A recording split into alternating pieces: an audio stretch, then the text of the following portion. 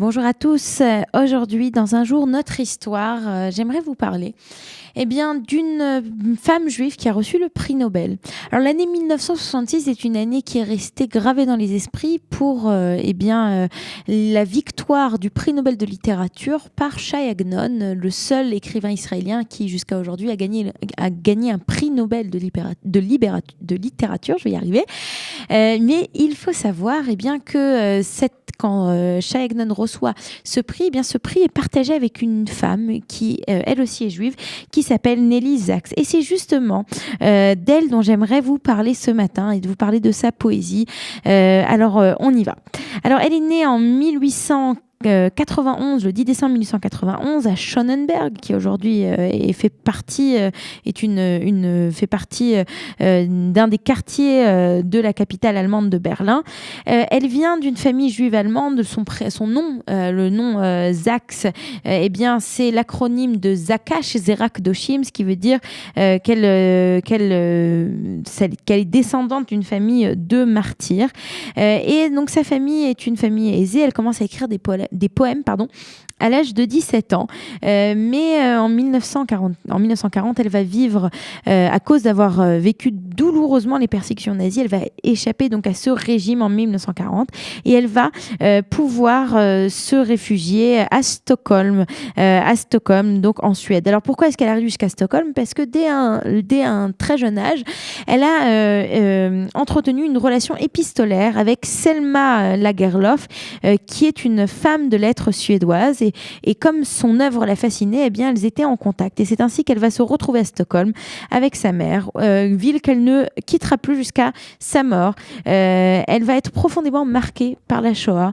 Elle va beaucoup écrire autour de la Shoah, puisque plusieurs membres de sa famille vont être victimes des camps nazis. Elle va être profondément marquée, entre autres, parce qu'elle va entendre sur le drame des camps de concentration. Et elle va donc énormément écrire, et entre autres, son premier recueil qui va paraître en 1946, alors qu'elle a plus d'une cinquantaine d'années, s'appelle Dans les demeures de la mort. Et donc, dans ce poème, elle parle de la nuit, du souvenir et de l'exil. Alors, je vais vous lire un extrait d'un de ses poèmes. Le voici, donc Nelly Sachs. Si quelqu'un de loin arrive. Si quelqu'un de loin arrive, avec un langage qui peut-être enclos les sons, le hennissement de la jument ou la piaillerie des merlons noirs, ou encore comme une scie grinçante charcutant les alentours. Si quelqu'un de loin arrive, avec l'agitation du chien ou peut-être du rat, et que c'est l'hiver, habille-le chaudement. Il se pourrait aussi qu'il ait du feu sous ses semelles. Peut-être même chevauche-t-il un météore. Alors ne le gronde pas, si ton tapis troué saurait cri. Un étranger porte toujours sa patrie dans les bras, comme une orpheline. Peut-être ne cherche-t-il pour elle qu'une tombe.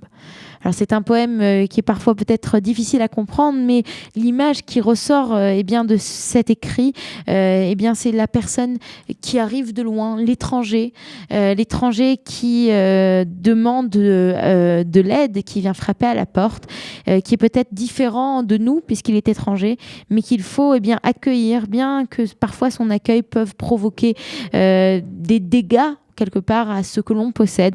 On peut comprendre donc dans ses vers qu'elle parle de ce qu'elle a vécu, de son déchirement de son Allemagne natale, de son arrivée à Stockholm, et c'est bien entendu ces choses-là qu'elle va écrire.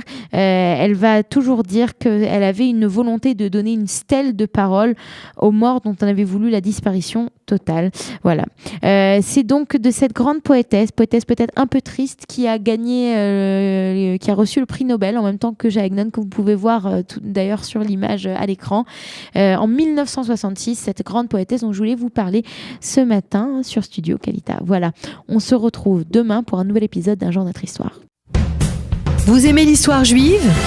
Retrouvez Liana Gurfinkel dans Un jour notre histoire sur Studio Kalita, c'est tous les matins, pour découvrir ensemble les événements et les personnages qui ont fait notre histoire.